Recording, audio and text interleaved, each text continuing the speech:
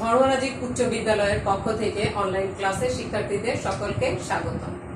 আজ আমরা নবম দশম শ্রেণীর রসায়ন বিষয়ের একটি অধ্যায় নিয়ে আলোচনা করব। আমাদের আজকের অধ্যায় পঞ্চম। অধ্যায়টি হচ্ছে রাসায়নিক বন্ধন। এখন আমাদের দেখো, এখানে আমি অনেকগুলা টপিকস লিখেছি। এই টপিকস গুলোর মধ্যে রাসায়নিক বন্ধনটা কি জিনিস সেটা আমাদের আগে জানতে হবে। দেখো যে আমাদের এ পর্যন্ত আবিষ্কৃত 118টি মৌল, 118টি মৌলের মধ্যে 118টি মৌল ভিন্ন ভিন্ন পরমাণু রয়েছে। 18টি মৌলের মধ্যে যে আকর্ষণ শক্তির মাধ্যমে অণুতে দুটি পরমাণু পরস্পর যুক্ত থাকে তাকে কি বলি? আমরা রাসায়নিক বন্ধন বলি।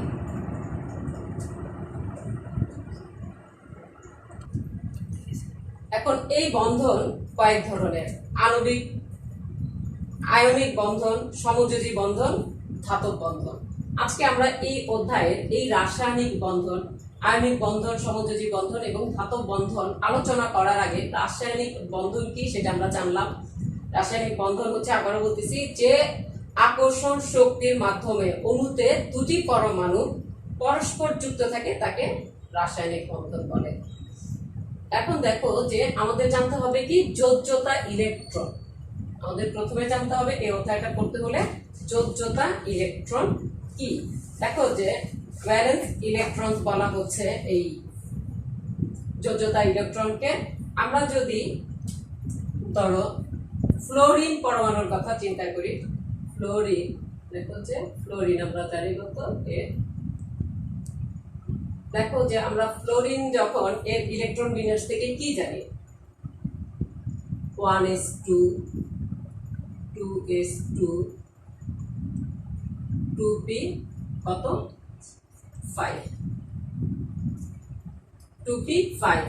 এখানে 4টা, এখানে 5টা, কত? 9টা ইলেকট্রন। এখন দেখো যে একটু যদি নিচে লিখে দেখাই,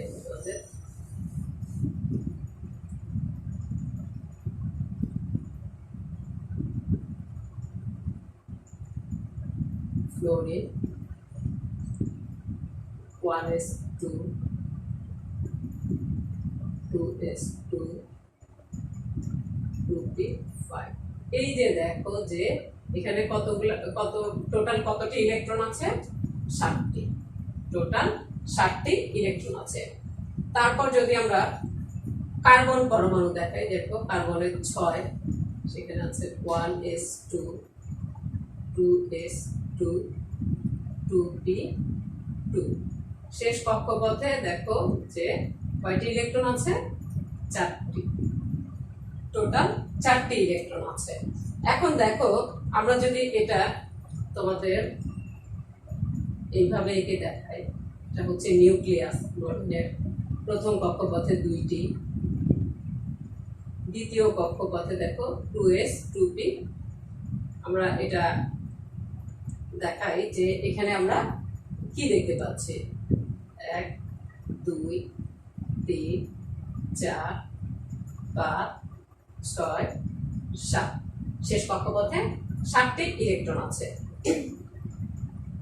কার্বনের ক্ষেত্রে যদি দেখাই আমরা, প্রথম কক্ষপথে 2টি, তারপরেরটা হচ্ছে 4টি, 2, 3, 4। দেখো যে কোন পরমাণুর সর্ববহিস্থ স্তরে যে ইলেকট্রন সংখ্যা সেটাই হচ্ছে যোজ্যতা ইলেকট্রন। এই যে ফ্লোরিন পরমাণুর সর্বশেষ কক্ষপথে 7টি ইলেকট্রন আছে, এটাই তার যোজ্যতা ইলেকট্রন। কার্বন পরমাণুর শেষ কক্ষপথে 4টি ইলেকট্রন আছে, এটাই তার যোজ্যতা ইলেকট্রন। যোজ্যতা ইলেকট্রন, যোজনী বা যোজ্যতা একেবারেই ভিন্ন জিনিস। যোজ্যতা ইলেকট্রন আলাদা, যোজনী বা যোজ্যতা এক ভিন্ন জিনিস তার থেকে। আচ্ছা, এখান থেকে আমরা কি পেলাম? যে কোন পরমাণুর শেষ কক্ষপথে যে কয়টা ইলেকট্রন থাকবে সেটা তার যোজ্যতা ইলেকট্রন। এখন আমরা যদি ধরো তোমাদের বইয়ে অক্সিজেন, পটাশিয়াম এগুলা দিয়েছে, তো তোমরা ইলেকট্রন বিন্যাস করলেই কিন্তু দেখতে পাবা যে আমি তোমাদের সহজভাবে ছোটগুলো দেখালাম। যেমন এখানে যদি অক্সিজেন হয় তার 8টি ইলেকট্রন, শেষ কক্ষপথে কয়টি থাকবে?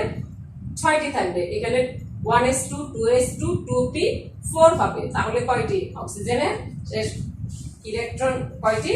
8টি। তাহলে শেষ কক্ষপথে থাকবে 6টি। তারপরে দেখো যে তোমাদের বইয়ে পটাশিয়াম যে দিছে, পটাশিয়ামের যদি আমরা ইলেকট্রন বিন্যাস থেকে দেখার চেষ্টা করি, সোডিয়ামের পরে আছে দেখো যে পটাশিয়াম, গ্রুপ 1 এর মৌল। পটাশিয়ামের ইলেকট্রন কয়টি থাকে? পটাশিয়ামের থাকে 19। তাহলে আমরা যদি এখানে পটাশিয়াম লিখি, এটা আমরা কি লিখতে পারি? 1s2 2s2 2p6 3s2 3p। দেখো যেখানে 10টি, 10 এর পরে কত? 9 আছে, 3p6। তাহলে কত থাকে? এখানে 2 8 10 11 12 18 3s, এখানে 4s1 হবে। শেষ কক্ষপথে কি হবে? এটা 4s1 হবে। তাহলে আমরা কি দেখতে পেলাম? যে এর শেষ কক্ষপথে একটি ইলেকট্রন আছে। এই যে পটাশিয়ামের শেষ কক্ষপথে একটি ইলেকট্রন আছে, তাহলে এর যোজ্যতা ইলেকট্রন কত? এই যে শেষ কক্ষপথে যেহেতু 4s এ আছে, এই যোজ্যতা ইলেকট্রন হচ্ছে এই একটি, এটা হচ্ছে তার যোজ্যতা ইলেকট্রন। আর অক্সিজেনের তো এটার সাথে মিল আছে, আমি এখানে একটু দেখিয়ে দিই, যেহেতু তোমাদের বইয়ে আছে। অক্সিজেন যদি লিখি 1s2 2s2 2p4, শেষ কক্ষপথে কতটি আছে? টোটাল ইলেকট্রন আছে 6টি। তাহলে এর যোজ্যতা ইলেকট্রন হচ্ছে 6। পটাশিয়ামের কত হবে? যোজ্যতা ইলেকট্রন একটি আছে, সেহেতু পটাশিয়ামের ইলেকট্রন বিন্যাস থেকে আমরা দেখতে পাচ্ছি যে তার যোজ্যতা ইলেকট্রন একটি। আমরা সংজ্ঞাটা আগেই শিখে নিয়েছি যে কোন পরমাণুর সর্ববহিস্থ স্তরে যে ইলেকট্রন সংখ্যা থাকে সেটাই হচ্ছে সেই পরমাণুর যোজ্যতা ইলেকট্রন। আশা করি তোমরা এটা বুঝতে পেরেছো। এরপর দেখো যে আমরা যোজনী পড়ব। এখান থেকে একটু মুছে দিই আমি। যোজনী পড়ব আমাদের, এই যে এটা বলা শেষ, এটাও বলা শেষ। এখন আমরা যদি 3 নাম্বারটা বলি, যোজনী, এটা বলার চেষ্টা করি। দেখো যে যোজনী বলতে তখন আমরা কি করব? ফ্লোরিন একটা নাম মুছলেও পারতাম, আমরা ফ্লোরিন থেকে দেখো দেখাতে চাই।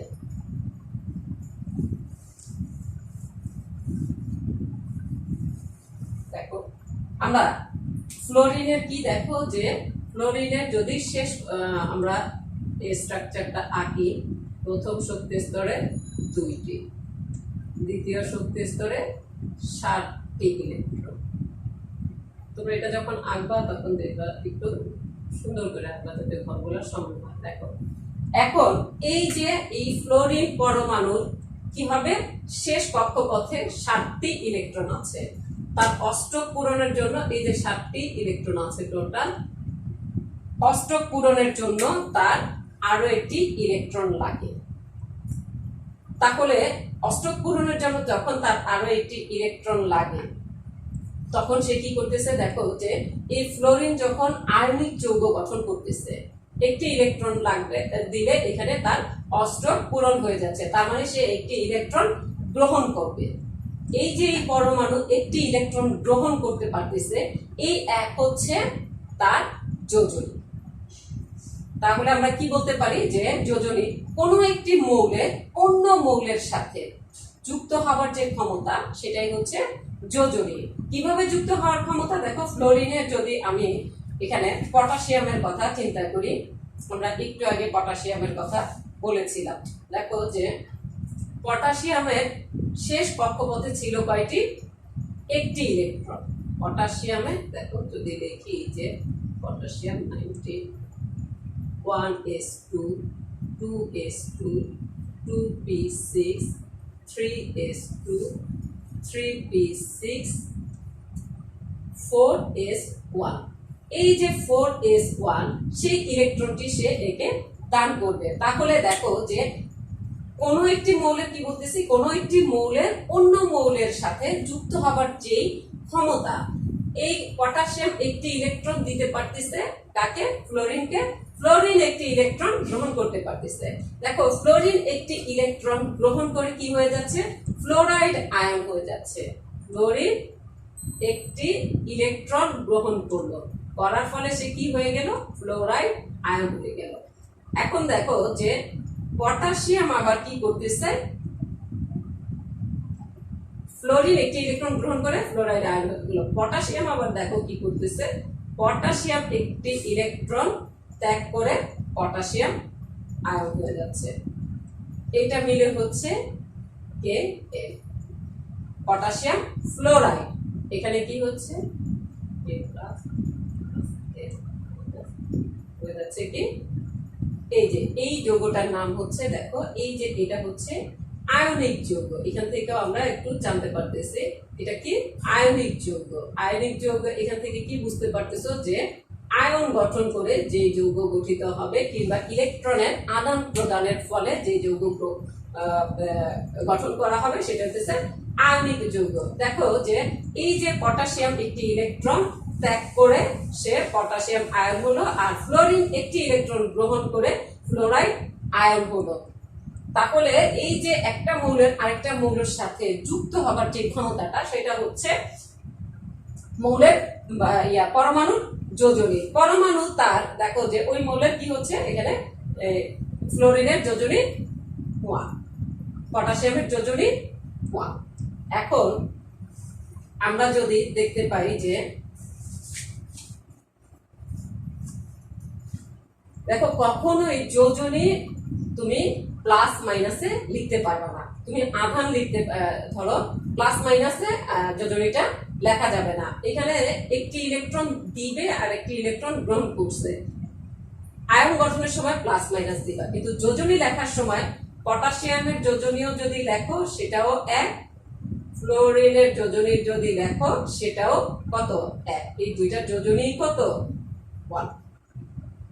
এখন দেখো যে আমরা কি করলাম, যে যোজনী বা যোজ্যতা। আশা করি তোমরা এটা বুঝতে পেরেছো। আমি যদি তোমাদের দেখাই যে হাইড্রোজেন ক্লোরাইড, যদি আমরা আরেকটি যৌগ দিয়ে দেখাই HCl, হাইড্রোজেনের একটি ইলেকট্রন আছে 1s, এবং ক্লোরিনের দেখো ফ্লোরিন, ক্লোরিন এগুলা হ্যালোজেন মূলক। এই ক্লোরিনেরও শেষ কক্ষপথে থাকবে কয়টি? 7টি ইলেকট্রন। কয়টি থাকবে? 7টি ইলেকট্রন থাকবে। সে কি করবে? একটি ইলেকট্রন গ্রহণ করতে যাবে। এই হাইড্রোজেন কি করবে? তার কয়টি ইলেকট্রন আছে? একটি। তার ইলেকট্রন আছে একটি। সে এই ইলেকট্রনটা কি করবে? ক্লোরিনকে দেওয়ার চেষ্টা করবে। ক্লোরিনকে দেওয়ার চেষ্টা করলে কি হবে? দেখো যে হাইড্রোজেন একটি ইলেকট্রন দিয়ে দিল, প্লাস ক্লোরিন একটি ইলেকট্রন গ্রহণ করলো, হয়ে এই দুইটা মিলে কি হলো? HCl যৌগ গঠিত হলো। হাইড্রোজেনের যোজনী 1, ক্লোরিনের যোজনীও 1, কিন্তু লেখার সময় কখনোই মানে যোজনীতে তোমরা প্লাস মাইনাস দিবা না। আচ্ছা, এবার দেখো যে আমাদের যোজনী ও যোজ্যতা ইলেকট্রন আমরা বুঝে ফেলেছি। এভাবে করে তোমাদের অনেকগুলো মানে তোমাদের বইয়ের মধ্যে অনেকগুলো পরমাণু দেয়া আছে, ধাতব এবং অধাতব পরমাণু দেয়া আছে। সেগুলির যোজনী কি করবা? ওই যৌগ গঠন, যেমন ধরো তুমি যদি কিছু যৌগ আছে, দেখো যে কিছু যৌগের ক্ষেত্রে বলি, যেমন ক্যালসিয়াম। ক্যালসিয়ামের শেষ কক্ষপথে 2টি ইলেকট্রন আছে। এখন কিংবা ধরো ম্যাগনেসিয়াম ক্লোরাইড MgCl2। এই 2 কেন? তুমি জানো যে ক্লোরিনের যোজনী 1, ম্যাগনেসিয়ামের যোজনী 2। কেন? ক্লোরিন একটি ইলেকট্রন গ্রহণ করতে পারে আর এর 2টি ইলেকট্রন ত্যাগ করতে পারে।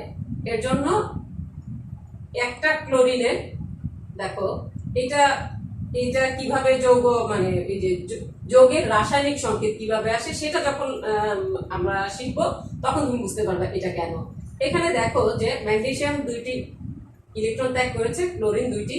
ম্যাগনেসিয়াম মানে ক্লোরিনের শেষ কক্ষপথে আছে 7টি ইলেকট্রন। ম্যাগনেসিয়ামের শেষ কক্ষপথে দেখো যে ক্যালসিয়াম, ম্যাগনেসিয়াম এগুলার কি হবে, শেষ কক্ষপথে 2টি করে ইলেকট্রন থাকবে। আমরা যদি ধরো ম্যাগনেসিয়াম দেখি Mg12, 1s2, 2s2, 2p, দেখো যে 6, 3s2, সে 2টা ইলেকট্রন দিয়ে দিতে পারবে। আর ক্লোরিন এই 2টা ইলেকট্রন গ্রহণ করবে, কিন্তু একটা ক্লোরিনের লাগে একটি ইলেকট্রন, যেমন ক্লোরিনের 17 সে কি করবে 1s2, 2s2, 2p6, 3s2, 3p6, কত হইল 10, 18। আমাদের তো 18 দরকার নেই, এখানে 5 হবে। তার কয়টি ইলেকট্রনের ঘাটতি আছে? শেষ কক্ষপথে আছে 7টি ইলেকট্রন। এর শেষ কক্ষপথে আছে 2টি ইলেকট্রন। তাহলে দেখো এ 2টি ইলেকট্রন দিয়ে দিবে, তাহলে ক্লোরিনের 7টি লাগবে, একটি, তাহলে 2টি ক্লোরিন লাগতেছে। ম্যাগনেসিয়ামের সাথে যৌগ গঠনের জন্য 2টি ক্লোরিন লাগতেছে, এর জন্য MgCl2। আশা করি শিক্ষার্থীরা তোমরা যোজনীয় যোজ্যতা বুঝতে পেরেছো। এরপর দেখো আমরা কি নিয়ে আলোচনা করব? যৌগমূলক। এরপর আমরা আলোচনা করব আমাদের যৌগমূলক নিয়ে। যৌগমূলক আলোচনা করার জন্য দেখো আমরা কি করব, আমরা যোজনী বুঝে নিলাম। এখন আমরা যদি যৌগমূলক এবং তাদের যোজনী নিয়ে কথা বলার চেষ্টা করব।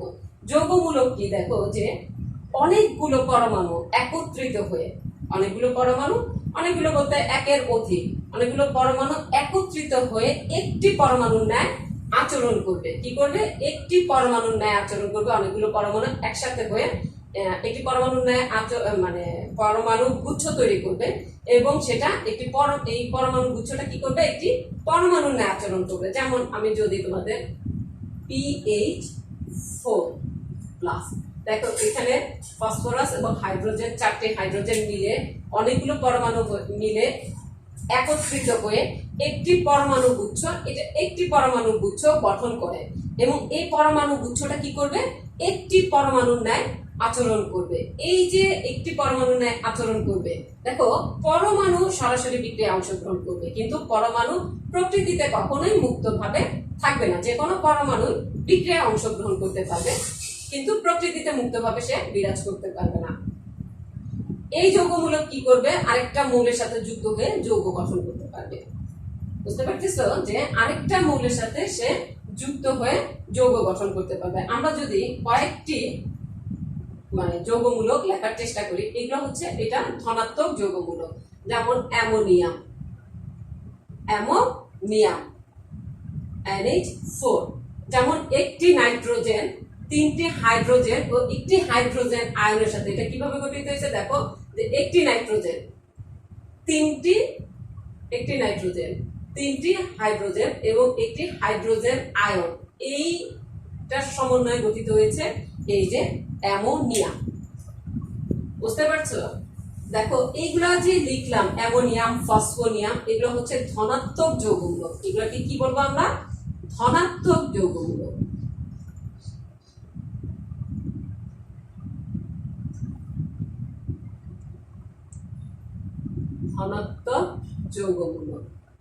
এখন দেখো যে আরো কিছু আমরা লেখার চেষ্টা করব।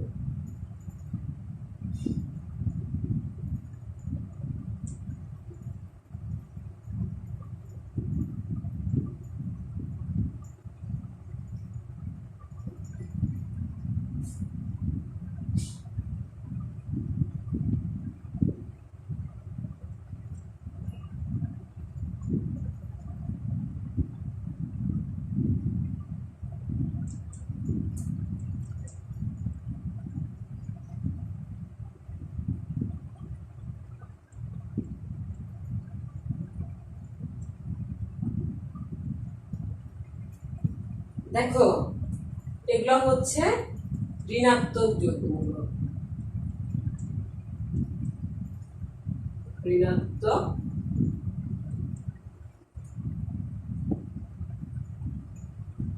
যৌগমূলক। এগুলোকে কি বলতেছি আমরা? ঋণাত্মক যৌগমূলক। দেখো এটা হাইড্রোজেন আয়ন, এটা সালফেট, এটা সালফাইড, এটা নাইট্রেট, এটা কি বাইকার্বনেট, এটা নাইট্রোনিয়াম, এটা ফসফোনিয়াম, ফসফেট তো এইটা ফসফোনিয়াম। তারপরে এটা দেখো সায়ানাইড। এই যে এইগুলার তোমাদের যেমন এটা ফসফেট, এখানে তোমাদের বইয়ের মধ্যে অনেকগুলো লেখা আছে। তারপরে তোমরা হাইড্রোজেন সালফেট একটা লিখতে পারো কি হাইড্রোজেন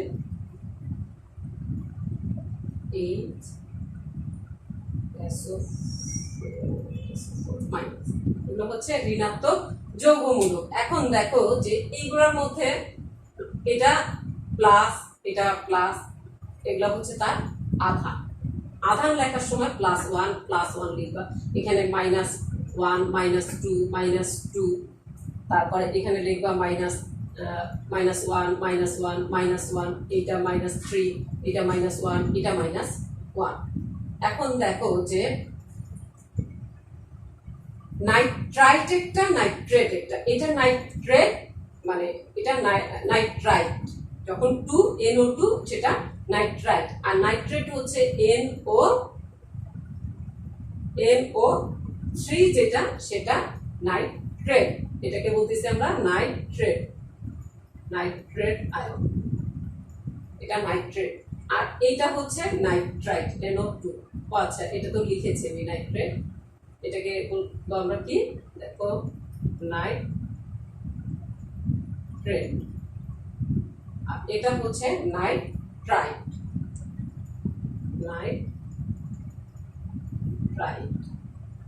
নাইট্রাইট।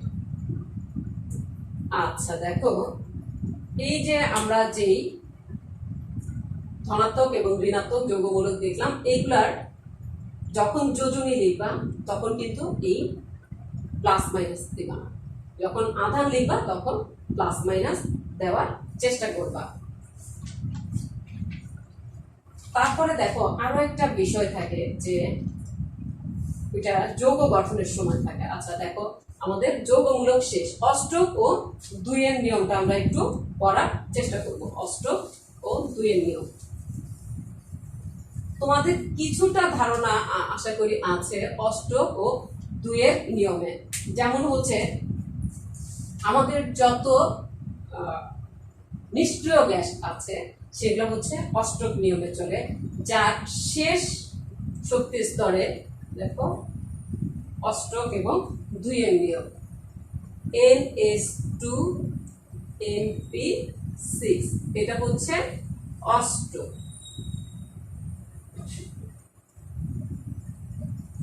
অষ্টক এবং NH2 দেখো যেখানে NH2 এটা হচ্ছে 2 নিয়ম, 2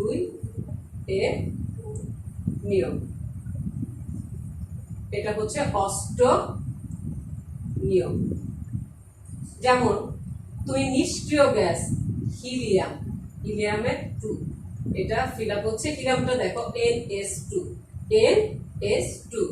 হিলিয়াম, নিয়ন, নিয়নের দেখো যে 10, 10 কি হচ্ছে 1s2, 2s2, 2p6, দুইটা 8টা 10টা 2 8, টোটাল হচ্ছে কয়টি 10।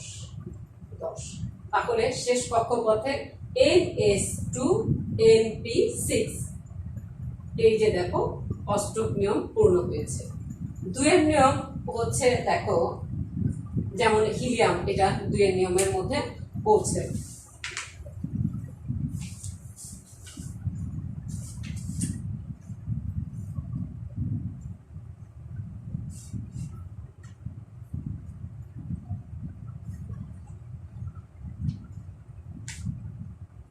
আচ্ছা যদি আমরা মিথেন অণুর গঠন চিন্তা করি, যে মিথেন অণু কিরকম, CH4। মিথেন অণুর গঠনটা হচ্ছে CH4।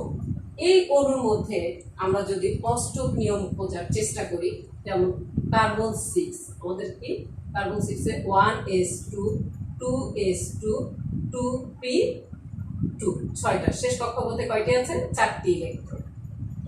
4টি ইলেকট্রন তার আছে, সে কিন্তু 4টি ইলেকট্রন ত্যাগ করবে না। 4টি ইলেকট্রন সে অন্য একটি পরমাণুর সাথে কি শেয়ার করবে। শেয়ার করার ফলে সে সমযোজী বন্ধন গঠন করবে। কেমন ভাবে গঠন করবে দেখো, যে যদি আমি এখানে তোমাদের একটু দেখানোর চেষ্টা করি, যেমন এই ধরো, এটা আমাদের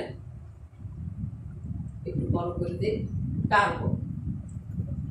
প্রথম কক্ষপথে 2টি ইলেকট্রন, শেষ কক্ষপথে কয়টি আছে তার, একটু নিচে দেখি, দেখো এই কার্বন প্রথম কক্ষপথে 2টি ইলেকট্রন আছে, শেষ কক্ষপথে তার 1টি 2টি 3টি 4টি ইলেকট্রন আছে। এখন সে কি করবে, হাইড্রোজেনের কত 1, তাহলে কি আসে 1s1। সে 4টি হাইড্রোজেন পরমাণুর সাথে শেয়ার করবে। ধরো এখানে হাইড্রোজেনের প্রথম কক্ষপথে 1টি ইলেকট্রন, এখানে দেখো হাইড্রোজেনের প্রথম কক্ষপথে 1টি ইলেকট্রন, এখানে দেখো হাইড্রোজেনের প্রথম কক্ষপথে 1টি ইলেকট্রন সে শেয়ার করতেছে।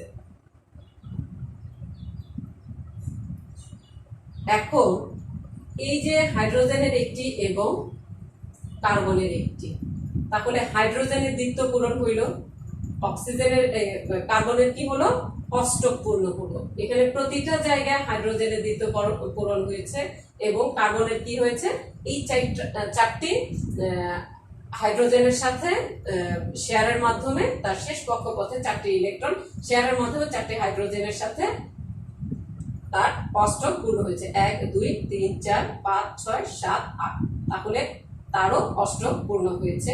তাহলে মিথেন অণুতে এইটা হচ্ছে CH4 মিথেন অণু।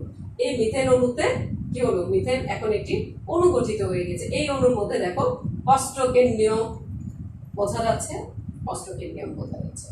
আচ্ছা দেখো, অনেক সময় অষ্টকের নিয়মের মধ্যে কিছু সীমাবদ্ধতা থাকে, তখন বিজ্ঞানীরা এই যে 2 এর নিয়মটা চালু করবে। এখন এই যে 2 এর নিয়মটি অষ্টক নিয়ম থেকে অনেক সময় উপযোগী এবং আধুনিক। কিরকম দেখো, নিষ্ক্রিয় গ্যাসগুলোর কয়টি থাকে, 2টি, যেমন হিলিয়ামের থাকে 2টি ইলেকট্রন, তারপরে বাকি সবগুলোর শেষ কক্ষপথে 8টি ইলেকট্রন বিদ্যমান থাকে। আচ্ছা, আশা করি তোমরা এই একটি উদাহরণ দিয়ে, আমি একটি উদাহরণ যোগের একটি উদাহরণ দিয়ে তোমাদের অষ্টক ও 2 এর নিয়ম বুঝিয়ে দিয়েছি। অষ্টক এবং 2 এর নিয়মে তোমরা সবসময় এই ফর্মুলাটা মনে রাখবা, NS2 NP6, আর 2 এর এটা অষ্টকের জন্য এটা পূর্ণ থাকবে, অষ্টকের এই ঘরটা পূর্ণ থাকবে, মানে NS2 থাকবে, NP6 থাকবে, শেষ ইলেকট্রন বিন্যাসের শেষের গঠনটা এরকম থাকবে, এবং 2 এর নিয়মে কি হবে, NS2।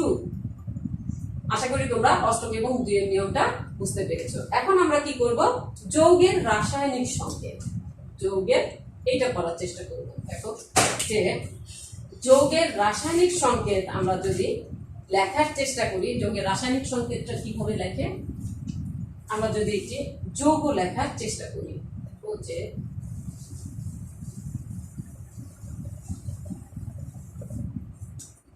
6 নম্বর টপিক আমাদের যৌগের রাসায়নিক সংকেত। আমরা ধরো কি লিখলাম, ক্যালসিয়াম ক্লোরাইড। এই যে ক্যালসিয়াম ক্লোরাইড আমরা লিখলাম, আমরা ক্লোরিনের যোজনী জানি, ক্লোরিনের যোজনী কত, 1, ক্যালসিয়ামের যোজনী আমরা জানি 2। আমরা এটা কোথেকে জানি, এই ক্যালসিয়াম শেষ কক্ষপথে 2টি ইলেকট্রন আছে, ক্যালসিয়াম ম্যাগনেসিয়াম তাদের সবগুলোরই কক্ষপথে 2টি ইলেকট্রন আছে। এখন দেখো যে গ্রুপ 2 এর মৌল হচ্ছে, দেখো সবগুলোরই শেষ কক্ষপথে দুইটি ইলেকট্রন থাকবে, তাহলে তাদের যোজনীয় কি হয়, এই যে দুইটা ইলেকট্রন তারা ত্যাগ করে অন্য যৌগের সাথে মানে যৌগ গঠন করতে পারে অন্য পরমাণুর সাথে, তার জন্য তাদের যোজনী 2। এই যে ক্লোরিন বলতেছি আমরা, যে হ্যালোজেন যৌগগুলা ক্লোরিন, ফ্লোরিন, ব্রোমিন, আয়োডিন, এগুলো সবগুলোর কি একটি করে মানে এদের যোজনী সবারই 1। এখন আমরা কি করব, যৌগ গঠনের সময় দেখো ক্যালসিয়ামের 2, ক্লোরিনের 1, এইটা এখানে লিখবো এবং এইটা এখানে লিখবো। এই লেখার ফলে কি হয় দেখো, যে এইভাবে যৌগ গঠিত হয়, এভাবে কি করে যৌগ গঠিত হয়। এবং আরো একটা বিষয় হচ্ছে, আমরা যখন যৌগের রাসায়নিক সংকেতটা লিখবো সেখানে ধনাত্মক অংশটা আগে বসবে। যেমন ক্লোরিন একটি ইলেকট্রন কি করতে পারে, গ্রহণ করতে পারে, তার মানে মাইনাস, তার একটি ইলেকট্রন গ্রহণ করে। ক্যালসিয়াম একটি ইলেকট্রন ত্যাগ করে, ক্লোরিন কিন্তু একটি ইলেকট্রন গ্রহণ করে মাইনাস হয়। ক্যালসিয়াম দুটি ইলেকট্রন ত্যাগ করে +2 হয়, সে প্লাস হয়। এই যে ধনাত্মক মূলকটা এবং ঋণাত্মক মূলক, এখানে কি হবে, এই ধনাত্মক অংশটা আগে বসবে। কোথায় বসবে, আগে বসবে। যৌগ গঠনের সময় রাসায়নিক সংকেত লেখার সময় আমাদের কি হবে, এটা আগে বসবে এবং এই যে ঋণাত্মক অংশটা পরে বসবে। ধনাত্মক অংশ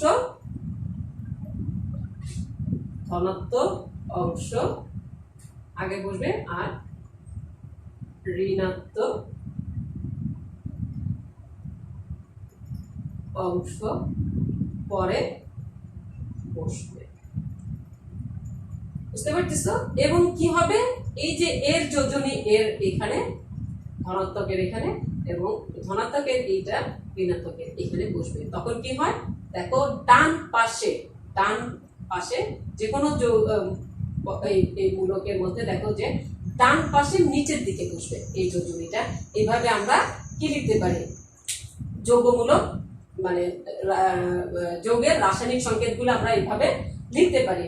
আবার দেখো যে এটা লেখার ফলে কি হচ্ছে, দেখো আমি যদি NH3 দিয়ে তোমাদের দেখাই, যে N নাইট্রোজেনের শেষ কক্ষপথে কয়টি থাকে, নাইট্রোজেনের কত, 7, N7, 1s2, 2s2, 2p3, এই যে 3 শেষ কক্ষপথে, এবং এই তিনটা ইলেকট্রন সে ত্যাগ করতে পারে, এর জন্য নাইট্রোজেনের 3। এবং হাইড্রোজেনের সাথে যখন সে যুক্ত হবে হাইড্রোজেন 1, তাহলে এটা কোথায় আসবে, তার এই নিচে, এবং এটা তার এই নিচে চলে যাবে। এবং নাইট্রোজেনটা যেহেতু ইলেকট্রন, এখানে কি হবে, এটা একটু ব্যতিক্রম, দেখো যে এখানে সে কি করতে পারে, এই যে এটা কিভাবে বসবে, NH3, নাইট্রোজেনটা এখানে আগে বসবে, একটু ব্যতিক্রম। তারপরে দেখো অ্যামোনিয়াম সালফেট, আমি যদি অ্যামোনিয়াম সালফেটের কথা চিন্তা করি,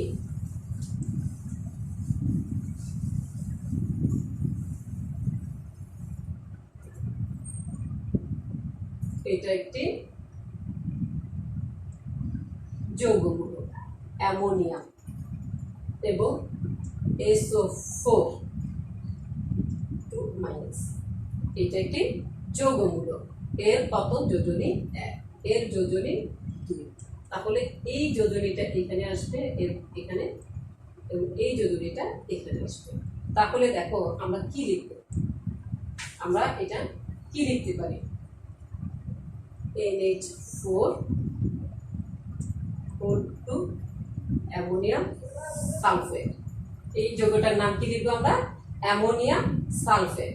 দেখো যে অনেক এই পরমাণুর সংখ্যা এখানে বলা হয়। এখন এই যে পরমাণুর সংখ্যাটা তুমি কিভাবে বের করবা, এখানে কিছু বিষয় থাকে, যেমন যোজনী, দেখো একটা মৌলের মানে পরমাণুর দেখো যে সর্বোচ্চ যোজনী থাকে এবং সক্রিয় যোজনী থাকে এবং সুপ্ত যোজনী থাকে। যখন যেমন ধরো PCl5, যখন আমরা বলতেছি কি PCl5, এখন এই যে PCl5 এটা কিন্তু পরিবর্তনশীল, মানে এটা দেখো যে ফসফরাসে আমি যদি দেখি যে এটার ক্ষেত্রে যদি দেখায় 15টি কিভাবে পরিবর্তনশীল যোজনীটি এখানে আসে আমাদের। এর 15 লিখতে হইলে 1s2 2s2 2p6 10টা 3s2 3p3 এখানে 5টি। সে আছে দেখো যদি আমি PCl3 লিখি তাহলে ঠিক আছে, তাহলে কি আছে ঠিক আছে। PCl3 হলে শেষ কক্ষপথে 3টি ইলেকট্রন আছে, কিন্তু এ কি করতে পারে জানো, এই যে এই 3d এবং 3 এটাকে সে উত্তেজিত অবস্থায় ভাঙতে পারে। যখন উত্তেজিত অবস্থায় থাকবে পরিবর্তনশীল ইলেকট্রন বিন্যাস দেখাবে, যেমন 1s2 2s2 2p6 3, দেখো যে এখানে 3s1 3px1 3py1 3pz1 3dxy1। দেখো এখানে উত্তেজিত হয়ে সে ডি স্তরেও চলে যেতে পারে ইলেকট্রন। 3 তে 3d আছে, 3s 3p 3d, সে উত্তেজিত হয়ে একটি ইলেকট্রন এখানে চলে যেতে পারে। 1 2 3 4 5, 5টি ইলেকট্রন, এই যে দেখো যে 5টি, তখন কি গঠিত হয়, এই যে PCl5 গঠিত হয়, PCl5 গঠিত হয়। যেমন দেখো যে যদি আমরা কার্বনের কথা বলি, কার্বনের ক্ষেত্রে কি হয় আমাদের, যেমন কার্বন ডাই অক্সাইড CO2, দেখো এখানে CO2 কার্বনের যোজনী, এখানে দেখো কার্বনের শেষ কক্ষপথে কত থাকে, 4টি ইলেকট্রন থাকে। অক্সিজেনের শেষ কক্ষপথে 4টি, কার্বন 6, দেখো 1s2 2s2 2p2 4টি। অক্সিজেনের ক্ষেত্রে থাকে দেখো অক্সিজেনের 8টি, 1s2 2s2 2p4, শেষে থাকে কয়টি, 6টি। এখান থেকে 2টি আসলে কত হয়, 8টি। তাহলে দেখো যে এখানে তার আছে কয়টি, 4টি, এখানে আছে কয়টি, 6টি। এখান থেকে দেখো যে 2টা কার্বনের শেষ যে 2টা হাত, সেটার সাথে কি করলো অক্সিজেন 2টা করে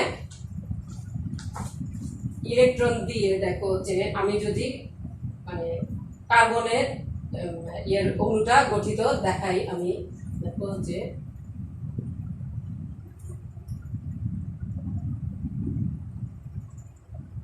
দুইটা, দেখো এখানে এর একটা, এখানে একটা, এখানে একটা, এখানে একটা, তাহলে এখানে একটা বন্ধন গঠিত এবং অক্সিজেনের সাথে এই যে এইভাবে তারা বন্ধন গঠন করে কার্বন ডাই অক্সাইডের মধ্যে এই যে সরল রৈখিক একটা বন্ধন গঠিত হলো। আমরা লুইস ডট স্ট্রাকচারটা পরের ক্লাসে শেখার চেষ্টা করব, আমি ওইদিকে চলে গিয়েছিলাম। দেখো ওইটা না করে আমরা এখন কি করব, একটু এদিকে থাকি, লুইস ডটটা আমরা পরে দেখাবো তোমাদের। এই যে আমরা যে রাসায়নিক যৌগের সংকেত দেখানোর চেষ্টা করলাম, এইরকম হবে তোমাদের ধনাত্মক অংশটা আগে লেখার চেষ্টা করবে, বেশিরভাগ সময় ধনাত্মক যে যৌগগুলো কিংবা ধনাত্মক যে পরমাণুটা থাকবে এবং ঋণাত্মক যেটা থাকবে সেটা পরে হবে। এবং কি হবে, প্রথমটার যে যোজনী সেটা পরেরটার ডান পাশের নিচে বসবে এবং পরেরটার যে যোজনী সেটা প্রথমটা ডান পাশের নিচে বসবে। এইভাবে কি হবে, যৌগের রাসায়নিক সংকেতটা আমরা এইভাবে লিখব। এখন দেখো যে আণবিক সংকেত এবং গাঠনিক সংকেত, আণবিক সংকেত এবং গাঠনিক সংকেত যদি আমরা দেখানোর চেষ্টা করি, সেটা আমরা কিভাবে দেখাতে পারি। আমাদের শেষ টপিক 7 নম্বর টপিক তোমাদের আণবিক সংকেত এবং গাঠনিক সংকেত। পানির আণবিক সংকেত দেখো H2O, ও, এটা হচ্ছে পানির আণবিক সংকেত। এখানে আমরা এটা থেকে কি বুঝতে পারতেছি যে এই পানির মধ্যে দুটি হাইড্রোজেন এবং একটি অক্সিজেন পরমাণু মিলে কি গঠিত হয়েছে, একটি পানির অণু গঠিত হয়েছে। কিন্তু এর গাঠনিক সংকেত আমরা যখন লিখব তখন দেখো যে এইভাবে এটা দেখাতে হবে যে পানির অণুটা কিভাবে গঠিত হয়েছে, পানির অণুটা কিভাবে গঠিত হয়েছে। তারপরে দেখো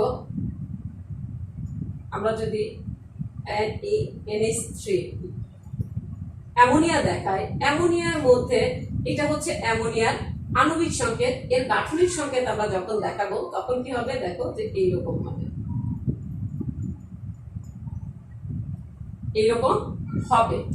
এখন আমরা যখন বন্ধন জোড় এবং মুক্ত জোড় ইলেকট্রন নিয়ে আলোচনা করব, লুইস ডট ডায়াগ্রাম দেখাবো, তখন তোমরা এই গঠনটা কেন এরকম হচ্ছে, গাঠনিক সংকেতটা যে কোনো অণুর, সেটা তোমরা ভালোভাবে বুঝতে পারবে। আজকের ক্লাসের জন্য তোমাদের এইরকমই মানে আণবিক সংকেত এবং গাঠনিক সংকেত এতটুকুই থাক।